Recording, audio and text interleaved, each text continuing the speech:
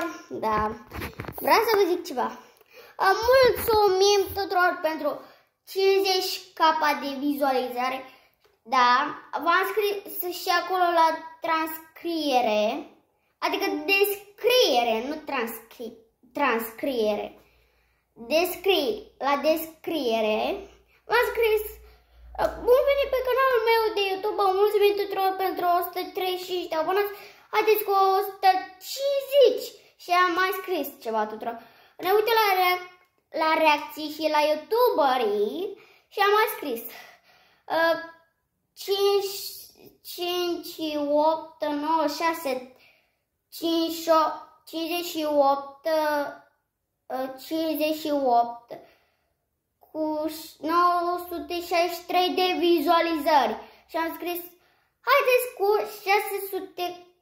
60, haideți cu 60 capăt de vizualizare. Da, haideți și cu 150. Anul ăsta vreau să fac 1k de abonați. Da, tuturor ați auzit bine. Da, Kaisa acum a făcut 1 milion de abonați, așa că vreau și eu să fac 1k ca să...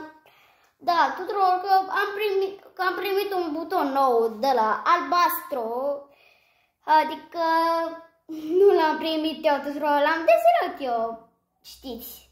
Adică nu, nimic, n-ați auzit nimic.